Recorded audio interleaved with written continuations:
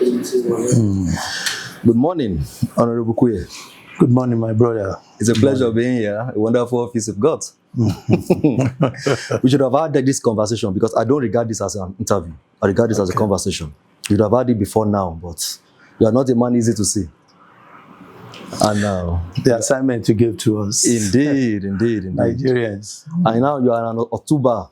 I believe you will be twice as busy. Congratulations, sir. Thank you very much. Yeah, it's a pleasure being here. The arrangement we have here is chiefs and chief is what we call it. Chiefs, which represent you, principal representatives, you representatives of the people. And the chill is to connote the relaxed atmosphere we want it to be. This is not a hot seat, you know, it's an in-house affair. We created it to ensure that we bring the parliament closer to the people. You will be surprised at the distance that has been created between what happens here and what the people know. And that includes myself. The perception. The perception. Which is why it is usually in the negative, because what you don't know, you criticize. Yes. Many things that happens here, the positives, I believe, are not promoted enough. The negatives naturally will promote itself because negative news fly. So when new cars are being spoken about, it makes the news. But the critical bills that goes on here, the affairs people do here, nobody knows. So it makes you easy scapegoats for the people. We can't blame the people, you know. So and we don't have the resources to support ourselves in talking to the press. Talking to the press, indeed. Which is why we have to bring it as an in-house affair and to ensure that, okay, in our own little way, from the office of the Speakers No Media, let us bring the reps closer to the people. So we ask questions concerning what you do here and what the people expect from you. But you were former chairman, Shomo local government. You became commissioner on local government, Lagos State. Nice profiling. Then you became SSA, the Minister of Labour. Yeah. You know. And I saw that I think in the last parliament, you were chairman, committee on review, abandoned projects. Yes, abandoned federal government assets. Indeed. And now you are chairman, public assets. Public assets. So you are someone that must have a great understanding of the affairs of this nation. Oh, definitely. So sometimes I may take you out of National Assembly and discuss general conversations. For example, the new cabinet reshuffle. I have my reservations about cabinet reshuffle in general because from my experience here, it takes even you lawmakers about a year, a new lawmaker, to acclimatize. Each time we meet with the speaker or he's speaking, even the last conversation with UNDP, the hammering was on 270 member turnover, the highest in our history. Principal lawmakers believe it erodes institutional memory. So much that whoever comes and replaces those lawmakers starts all over again. All over again. They equip whatever the former honorable lands is gone. You can't be more correct. It applies to even to the executive. Whoever leaves that position, whatever ministry, whatever he has gathered, information and whatever he is, data and all of who that. takes over, starts all over again, almost back to ground zero. But what's your observation about the cabinet reshuffle?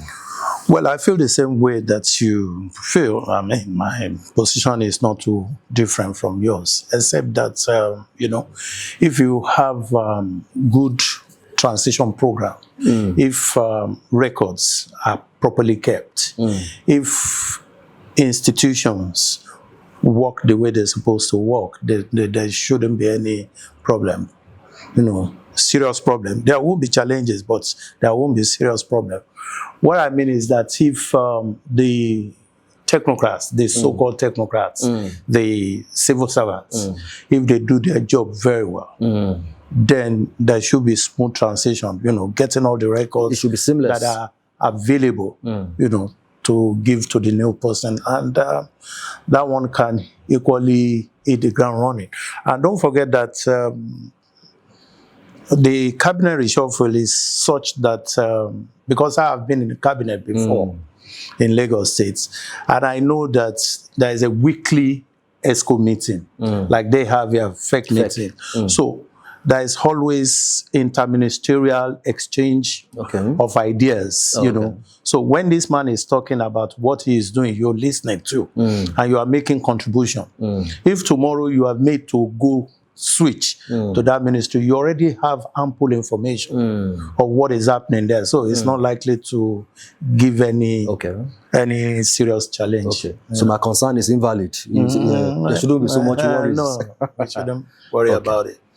The other question I'm going to ask is, this I must even ask because I received a call today, one of my counterparts in one of the ministries. I think he just returned from a trip from Egypt. And he said, why is it that it appears that every solution to a problem becomes another problem begging for solution?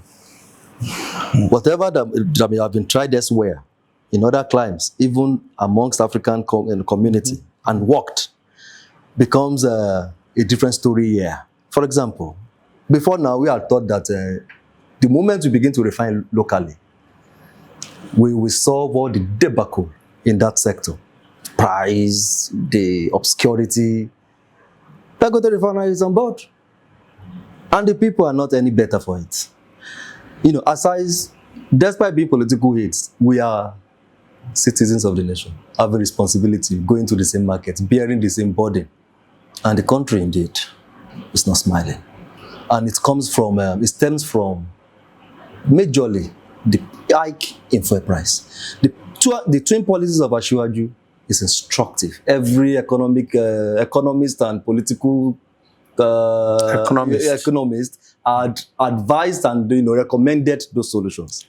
But it has happened, and it's taken us too long to turn the corner and create a balance between those reforms and the survival of the citizens. What do you have to say to it? Well, we must come to understand that time takes, the process of healing of a destroyed or damaged economy takes time. And therefore, we must give time for some of these reforms to begin to really have the kind of impact, the kind of positive impact that we are expecting. Now, coming to the issue of the refinery, until we'll have competition, we are likely to be at the mercy of one man. And monopoly, the kind of problem it creates in every economy, is there for everybody to see. And that is the essence of what we're seeing right now. For me, I think that if we give time to some of these processes, because coincidentally I was one of those members that sat in the night assembly to meet for the conference committee in passing the Petroleum Industry Act. And what we addressed in that act is to ensure that there is no monopoly.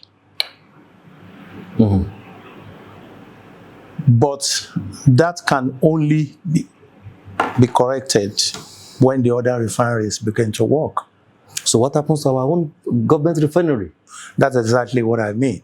That's exactly what I mean. Okay. Because if we look at the investment of government, the money that has been pumped into the turnaround maintenance of those refineries for decades, that money can get us two of Dangote refinery. Can get us two of those refineries. And there was a time I was at the Port Harcourt refineries, and I said, okay, so this your refinery is not working, and you are training staff. To what end are you training them for? Because you're budgeting so much money, hundreds of millions of naira on a yearly basis to train staff that are not working, that are redundant. And you kept on promoting staff, increasing salary, recurrent on the government. The job of the National Assembly is to check the executive. So, having spent this, from your own knowledge, having expended so much on reviving the refinery, And we've had several dates of launch. It's going to be back. Okatago will be back this day. Why is somebody not answering for this consistent failure of bringing those refineries back? Well, I'll put that at the desk of the executive. You know, so many you are aware of incidents here where head of agencies collapsed. Indeed. Indeed. And then some of them, you know, when they are invited, they run helter-skelter, going to meet Mr. President and all of that. Don't forget, for cover. before this MFLA debacle happened, all right, the National Assembly invited him more than 4 or 5 times, calling the attention of the executive that this man was not doing things right in that place. I recall that the last time the National Assembly had to meet with him was at the villa. The president had to invite them, you know, we don't want crisis in the country and all of that. Look at where that has led us. So that's why I'm putting it at the front desk of the executive, because when we pass resolution here, if only those resolutions, those sanctions are carried out at that end, because if we do it here, the buck stops at the table. You are one of the sons of the president. I can see the pictures. You are from Lagos. Oh, yes. Yes. I've observed that things are beginning to change. I mean, look at what has happened here. For 8 years, there was no cabinet reshuffle. In the other time. I think for 8 years. This is the first time we are seeing this is the first time. Exactly. Yes, exactly. The first time. And this is the first time that the ministers, the heads of agencies are being put on their toes. Indeed. Everything starts with the leadership, the headship of that place. If they understand that, look, it's not business as usual. If they understand, if the people you appoint understand that this is not a family inheritance, you can be removed if you don't perform. This is the first time we're seeing an office created under the president that keeps records of that performance, checks the KPIs. The KPIs. Exactly. Correct, sir. Correct, sir. No, this is the first time we're having my belief in Ashwa, we're one of the soldiers. So my belief in him is, you know, unquestionable. However, we have to have people that would actually tell the president that, look, this is the pulse of the nation. Many around, you know how these things work with politicians. Many around him would most likely tell him what he wants to hear. But we know him as governor that he is a man who is usually with ears on ground. But some of you that are sons and have proximity, but still, evilly, things are expensive. Oh yeah. Even amongst days, I know many of my colleagues that ration their coming to the office. You know. But we know that I'm an economist, I have a background in economics, so I know I understand. But the average man will not understand. And that comes to you back home here. Cabinet reshuffle, I saw the president's memo, cutting cost of governance, where he said ministers will be reduced to 3, 4, 5, you know, escorts and what have you. I think that's instructive. However, cutting cost of governance. In 2023, MHR, you sponsored a bill on National Agency for the Control of Cancer, Establishment Bill. You also sponsored National Heroes Welfare Agency Establishment Bill. You also sponsored National Institute of Graphics Art Design and Printing Establishment Bill. We are saying these agencies, many of them are already too many. And some of them, we believe their responsibilities overlap the other. You are introducing more to be created. What do you think? You see, sometimes when you look at these bills that we bring up, it's a function of the necessity of what we observe in the society. Okay. For example, consider the number of people that have died as a result of cancer infection. Consider the number of people that have had to travel out of the country for cancer treatment. You understand? So we feel that, okay, it will save more money. It will save the country money that is being taken out of the country. If we can medical tourism things here to take care of our people, it is cheaper, it is nearer to the people, and it saves lives. All right, valuable lives. People who should be contributing to the development of the country. die suddenly as a result of that infection. So those are the things that we had in mind in cutting. It is part of cutting costs. Okay. You understand? Okay. Helping the economy to grow. Okay. Those exodus of doctors, professionals that when they see that we have such specialized institutions here, they will come and work for us. They work here. That makes sense. And they get their money. Okay. And that brings more money to the government. Okay. For example, the other one that you mentioned, the printing institution. Graphics. Now, Shomolu, my constituency, is known as the biggest printing hub. Not only in Nigeria, but in the whole of West Africa. The only other country that has that kind of printing hub is in Egypt. Is in Egypt. Now, what is the economy of that place like? Now, the truth of the matter is that the people that are being trained there, they are not getting the full benefit of their training. Now, there is equally the need for standardized training. You see, this one is well trained by this Oga. The other one is not well trained. It could be the one that is not well trained and not certificated that will go to the federal government and go and get the job and mess the job up. So we said, let's have a kind of standardized training for these people. And that is the need for that institution. We are not only looking at that. We are equally looking at how we can ensure that we have some kind of IPP station in that locality. Because the level of environmental pollution as a result of generators that are working in that neighborhood is crazy. We are not seeing the effect now. But in the very near future, you'll begin to see people getting sick coming out of that locality. And in order to prevent that, there is need for a clean energy to be provided for the people that are working there. And we're not saying that they should do it for free.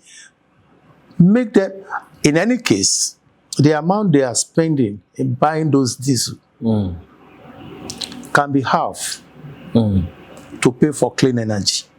You understand? And we have the space. We have the National Orthopedic Hospital in that constituency. It is the first and the largest orthopedic hospital in West Africa. In West Africa, they have such huge land space that we can use to build that. So we're looking at all of these things. That was brilliant. That was brilliant. It's all about cutting. How many bills do you have now in this Collect Assembly? Well, I think I have about 11 right now. Okay, what is the progress? Which is in second, third reading? Okay, so has become law? There is one that is very dear to my heart that I'm going to talk about. And that is the one that I tried, I tried it. We almost completed it in the Nice Assembly, but we are pushing it again today. And that is the creation of a commission for the unclaimed financial assets and dividends that are lying in banks. Now, for you and me, we are educated. Our parents in those days were not, and I'll tell you my own story so that you get a full grasp of what happened. Now, when my father died, myself and my elder brothers were all in primary schools. My mother, not seriously educated, And then the family were fighting over the properties, the brothers were fighting over the building. Nobody cared about what was in the bank. In any case, nobody has documents. They might not even know it's there anyway. They might not even know it's there. We didn't get our money, our father's money, until when I left secondary school. Wow. Many years after, the money was lying down there until a brother-in-law, he's now deceased, who was a lawyer, he told us that, okay, if this man has so much, what about the banks? Did you guys get anything from her? We said, which bank? I was thinking An about account bank. officer we have.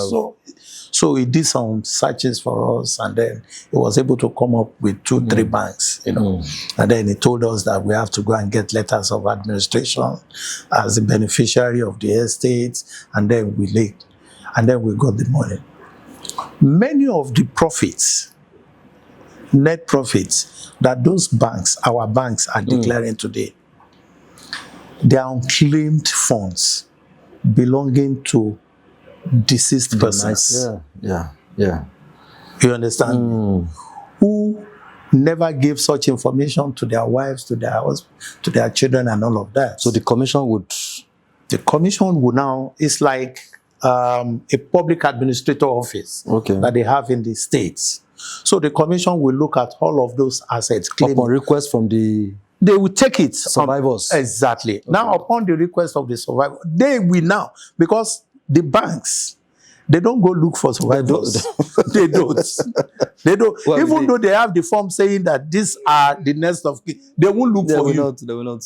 You understand? Having seen that there's no activity for a while, they will still not contact. They will still not contact. Even when they are aware that the person is dead, gone, they will not look for the beneficiaries. They will not even insurance companies, some of them will not look for you. Exactly. So we are adding all of those in that bill. And we're pushing it very fast this time around, and we want to make sure that it passes here, passes the Senate, and then I think that's very instructive. That's very instructive. The other one that that we have is, how do we help the economy to grow? That's important. So I looked at the MOFI Act. That's the Ministry of Information, Ministry of Finance Incorporated Act, and I discovered that the act that they're using is the one done in the time of Awolowo, 1958. First Republic. Wow. That's the act they use. Till now. So I said, yes, the vision then was good, but the time has changed. Times and seasons have changed. So we need to do something more. So we looked at how it's been done in Sweden, in Saudi Arabia, in other nations like that, and then we said, okay, let's do something. So what critical elements of those that act will be amended? Particularly the office. Now there is need to empower the office of the MD. All right, there is need for the agency now to be able to advise the government on which asset to keep, which asset to dispose of, and which assets to improve on. So whenever the BP wants to come and sell asset, they must go through MOFI and see which assets are not doing well for the purpose of privatizing them. That makes sense. You are chairman, Committee on Public Assets. The former president was currently in the news again, talking about how glorious his administration was and how others that have come after him are, for lack of better word, failures. Have you visited the data steel company? I'm aware that came up under his administration. The aluminium smelting company and what have you. In few words, how will you describe the shape they are? It's shameful what that government did under Obasanjo. Very shameful, very scandalous, very unpatriotic. Because I have been there. I have gone there to see it myself. It's not just the Delta State Company, the complex itself. But what about the estates, the towns that are attached to it, where they have hospitals? They have over 4,000 units of housing units within town 1. They have the same in town 2, 3, and 4. Now, when they were going to sell, they sold at the most ridiculous price. Yes. It was almost like... And then they sold to people who had no competence. They sold to people who had no competence, no interest in that business, who came in just to come and steal. They balkanized, they used the assets to go and collect money from the bank, which they never paid back. Now, the same government, the money they now collected from the sale of the complex, they now put it in AMCON. For AMCON to go and buy off the debts, the money that the people they sold to, who never paid back. Never paid back. Now, they now give the money to AMCON to go and buy off the debts. Robbing Peter to pay Paul. All right? They bought, took the money, took the company back, and resold it.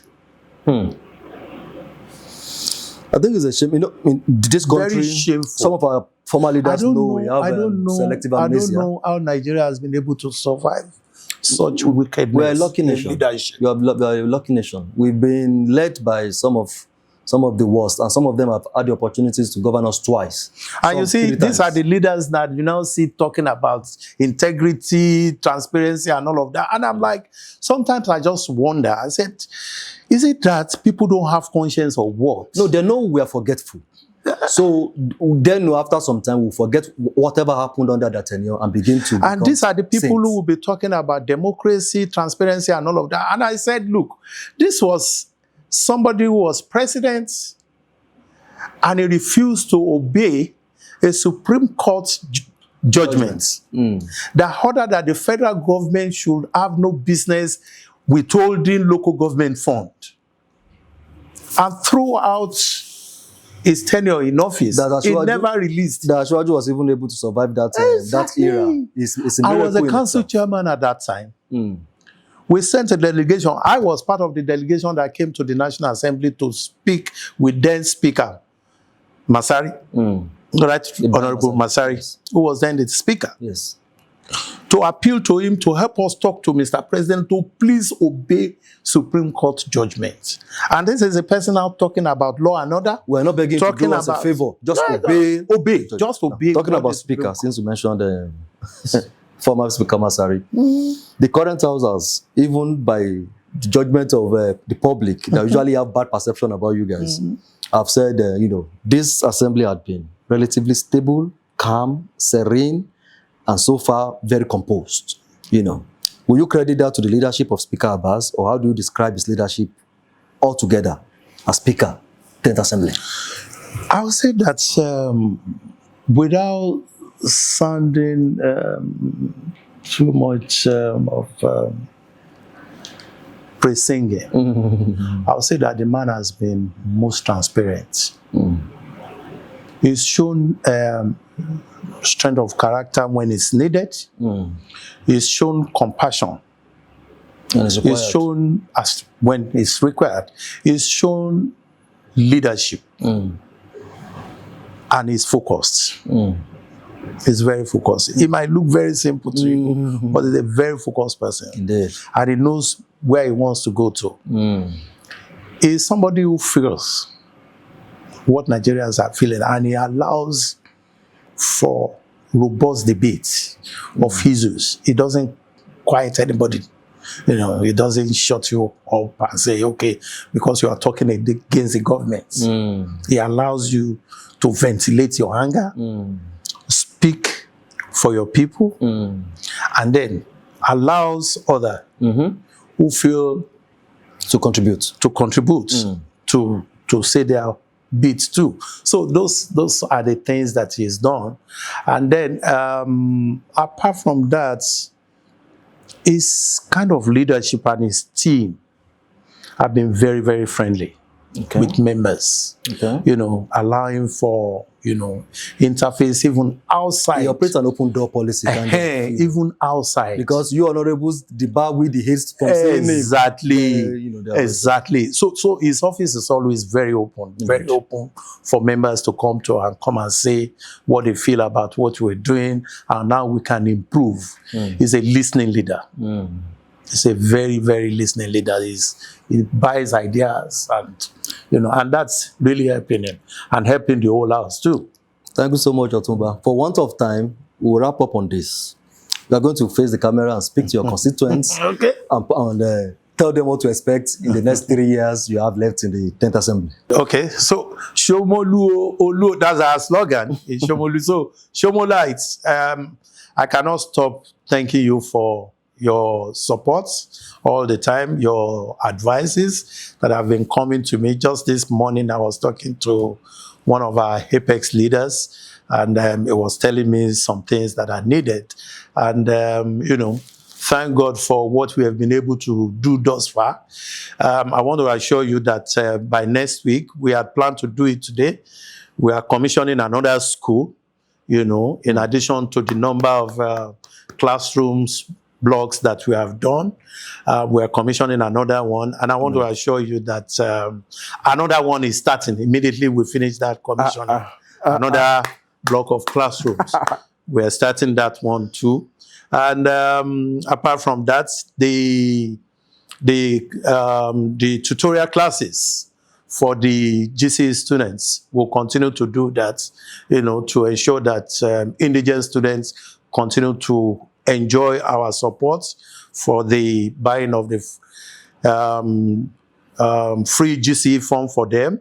The JAM is coming. We'll continue to buy your JAM forms for you and continue to organize the tutorials. I want you to take this one to our students to take your studies very well. The ones that are in the universities that we have to, you know, struggle to pay your school fees. Please, don't let our investment on you go in vain, please. It's not easy to pay school fees of students in university. Indeed. Please, always support us. Thank you. Student school, eventually school is not scam. Okay. You know, the MHR is well educated, you know, so one get producing when you. Thank you. Till we meet again on Chips and Chill.